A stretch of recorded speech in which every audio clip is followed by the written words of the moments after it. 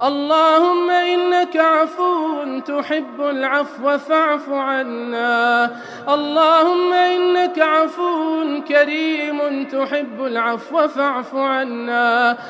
اگر اللہ کسی بشر کے حق میں ہدایت نہیں لکھی اور وہ گمراہی میں مرا تو اس میں اس بندے کا کیا قصور ہے؟ میرے بھائی، آپ نے اللہ صرف ہدایت دیتا ہے لفظ یاد رکھا ہوا ہے، اس کا مطلب آپ نے نہیں سمجھا. میں آپ کی خدمت میں ایک جملہ کہتا ہوں.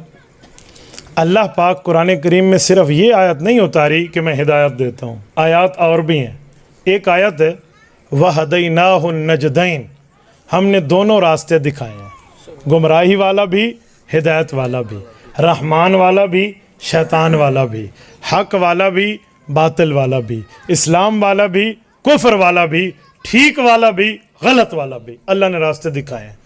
اس کے بعد اب توجہ رکھنا، پاور آف دا سلیکشن، انتخاب کی طاقت، چننے کی طاقت اللہ نے انسان کو دی ہے. تو انسان اپنے اعمال کا خالق نہیں ہے، کاسب ہے. ٹھیک ہے، تو ہم نے پھر اپنی مرضی سے اگر ہدایت لے لی تو جنت پا گئے، گمراہی لے لی تو جہنم پا گئے. جو لیں گے اپنی مرضی سے اللہ پاک اس کی توفیق عطا فرما دے گا.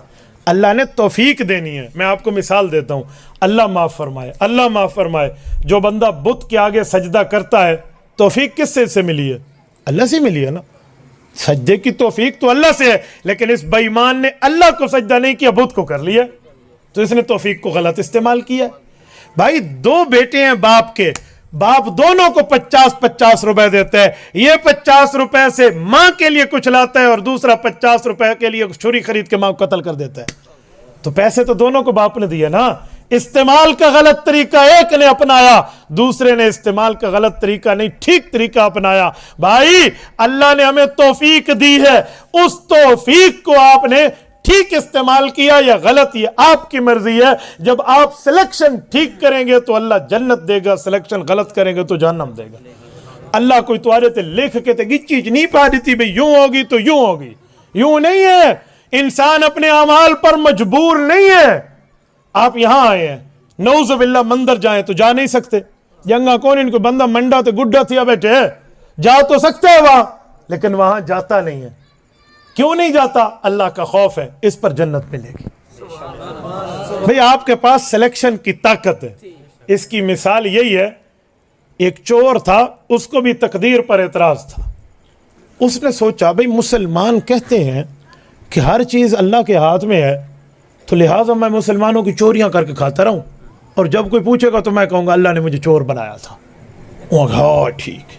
بھئی میں گزرے نا تو ایک مولی صاحب دا بہت وڈا باغ لگا کھڑوتا ہے، انہیں نانگ تلاتا ہی جو مولوی دے باغ وڑ گیا. مولی دی طاقت تے لوگ جان دینا نا. وہ آدھن کہاں بیٹھا ہی، وہ مولی دی ہاتھ جو بوٹی چھکی تو اتھا ونج بیٹھا. مولی کہا اے بوٹی ولا دے. وہاں کے مولوی صاحب کیوں؟ وہاں کے تینے لیتا تو سپیکر کھول کے اکثر کہاں حلال ہی نہیں، ایک نہ بچ سیا جاڑ مکوے سیا سپیکر تے آنکھ دیتا میں مسیح تھی تو تین بچنا کوئی نہیں بالا سمیت. اوڈو ہتھڑ مولی کو بوٹی ولا دیتی بھی ہون بندہ گاپی نہ کرے مولی صاحب. مولی دی طاقت ہے نا. تو وہ مولی دی باغ ونج بیٹھا اور سب کچھ چوری کر کے نا مولوی کے باغ میں کھانے لگ گئے. تو مالی جو ٹھہرا ہوا تھا نا، وہ کوئی صوفی سے ایسے سادہ سا آدمی تھا. انہیں پکڑا گا، اے حیا نہیں بھی آندی، چوری کر کے کھانا بیٹھے، چوری سکھا رہے. تو اس نے کہا بھائی میں تمہیں دلیل دیتا ہوں. تو صوفی سے بہت سادہ آدمی تھا. انہوں نے کہا کیڑی دلیل؟ تو اس نے کہا دیکھو اگر اللہ پاک نے مجھے چور نہ بنایا ہوتا تو میں چوری کرتا. تو وہ بہت سادہ صوفی تھا. انہوں نے کہا اللہ بڑا ہے، ایویں تو نہ کر سکتا. میں کہا میں کھا مٹے ڈو چار بائی مالٹے چالٹے جھام کے کھا کے ٹور گیا. فجر مولوی صاحب پوچھا مالی سے بھائی کیا ہوا؟ تو مالی نے کہا کہ حضرت چور آیا تھا. تو اس نے کہا پکڑا نہیں؟ انہوں نے کہا جی پکڑا تھا. تو کہا پھر چھوڑ دیا. کہا چھوڑا کیوں یار؟ کہا اس نے دلیل دی تھی اپنی چوری پہ. مولوی کہا عقل کو ہاتھ مارو، چوراں کو لی دلیلیں ہوندیاں. چور کے پاس بھی دلیل تھی. ہاں جی تھی. انہوں نے کہا کون سی؟ اس نے کہا یہی. کہا سایہ مویا کل آئے نا جتنی دلیلیں دے پکڑ لینا مجھے بتانا. انہوں نے کہا جی ٹھیک. وہ اگلے دن پھر آ گئے. وہ تو ہلا کھڑوتا ہے آج وال دلیل لے سا تو مالٹے جھام باسا. تو اس نے پکڑ لیا. تو اب چور اسے کہتے ہیں بھائی میں نے تجھے کل بھی دلیل دی تھی کہ اللہ نے میرے لیے لکھا ہے، تو پھر مجھے پکڑ رہا ہے.